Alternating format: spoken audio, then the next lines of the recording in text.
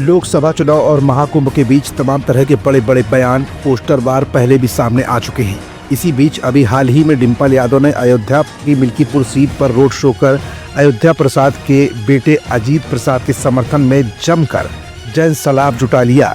तमाम तरह के मुद्दे उठे। प्रशासनिक मामलों को लेकर फैजाबाद अयोध्या हाईवे को जाम करने के मामले को लेकर प्रशासन द्वारा डिम्पल यादव पर की गई एफआईआर की बात भी सामने आ रही है। इन सब के बीच मिल्कीपुर विधानसभा में होने वाला उपचुनाव बेहद खास होने वाला है। 5 फरवरी को इस सीट पर उपचुनाव होगा। यहां पर सीधी टक्कर समाजवादी पार्टी और भाजपा के बीच देखी जा रही है। उधर मुख्य विपक्षी दल समाजवादी पार्टी के मुखिया अखिलेश यादव लगातार योगी सरकार को महाकुंभ में हुई भगदड़ को लेकर जवाबदेही तय करने के मूड में दिख रहे हैं। तो वहीं अयोध्या की मिल्कीपुर विधानसभा सीट पर पिछड़ा, दलित और अल्पसंख्यक गठजोड़ को मजबूत कर जीत हासिल करना चाहते हैं। इन सबके बीच विपक्ष के हमले के जवाब में योगी आदित्यनाथ ने पहले तो महाकुंभ में भगदड़ को कंट्रोल करने के लिए शासन प्रशासन को मजबूती के साथ प्रयागराज में लगा दिया। प्रयागराज में भगदड़ वाले इलाके में भ्रमण भी किया। अधिकारियों के पेश कसे गए और फिर रुख किया मिल्कीपुर विधानसभा का। बहनों और भाइयों, ये विकास विरोधी भी है, लोक कल्याण विरोधी भी है। इनकी दृष्टि सफाई से बाहर नहीं जाती है। इस सफाई के बाहर नहीं सोच सकते। जब सत्ता में आते हैं तो परिवार के लिए कार्य करते हैं, वोट मांगने के लिए जाति का सहारा लेते हैं, और जब सत्ता में आते हैं तो अपने परिवार का भरण पोषण करके सारे पद एक परिवार को दे दिए जाते हैं। और इसलिए मिल्कीपुर का चुनाव भी आज राष्ट्रवाद बनाम परिवारवाद का चुनाव बन गया है।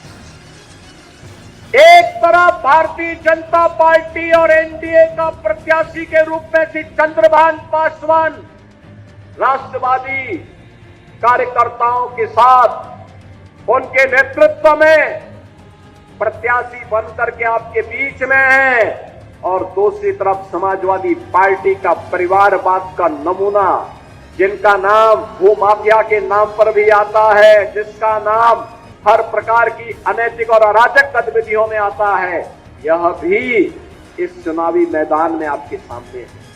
और इसीलिए मैं आपसे कहने के लिए आया हूं, ये कितना भी गिड़गड़ाए आपके सामने, कितना भी बोले, याद रखना इसकी असलियत तो हमेशा सामने आएगी। एक बार फिर योगी फुल फॉर्म में नजर आए।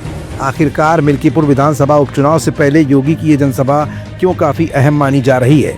योगी आदित्यनाथ ने मिल्कीपुर पहुंचकर समाजवादी पार्टी को क्या चुनौती दे डाली है, और अब अखिलेश यादव के सामने बुलडोजर बाबा का क्या ऐलान होगा अगला कदम?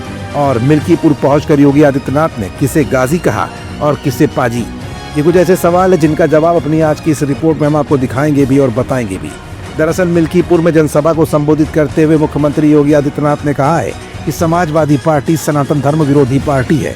सीएम योगी आगे कहते हैं कि ये पार्टी भारत विरोधी तत्वों और माफियाओं को गले लगाती है। इस दौरान सीएम योगी ने सभा को घेरते हुए कहा कि समाजवादियों का नारा है, खाली प्लाट हमारा है। सीएम योगी ने कहा कि वो अयोध्या धाम में कार सेवकों का रक्त बहाते थे और हम लोगों ने दीपोत्सव की यात्रा प्रारंभ की है। सीएम योगी ने मिल्कीपुर का चुनाव राष्ट्रवाद बनाम परिवारवाद का बताया। उन्होंने कहा कि समाजवादी पार्टी सनातन धर्म विरोधी पार्टी है, ये भारत विरोधी तत्वों और माफियाओं को गले लगाती है। जाहिर सी बात है कि मिल्कीपुर विधानसभा उपचुनाव समाजवादी पार्टी और भाजपा दोनों के लिए ही अब इस समय नाक का चुनाव बन गया है। अब ऐसे में देखना ये होगा कि अखिलेश यादव की पिछड़ा, दलित और अल्पसंख्यक पॉलिसी यहाँ पर समाजवादी पार्टी को एक बार फिर जीत दिलाती है, या फिर अयोध्या में राम मंदिर और विकास के मुद्दे पर भाजपा की उत्तर प्रदेश की योगी सरकार के नुमाइंदे के तौर पर चंद्रभानु पासवान यहाँ पर विजय हासिल कर पाते हैं।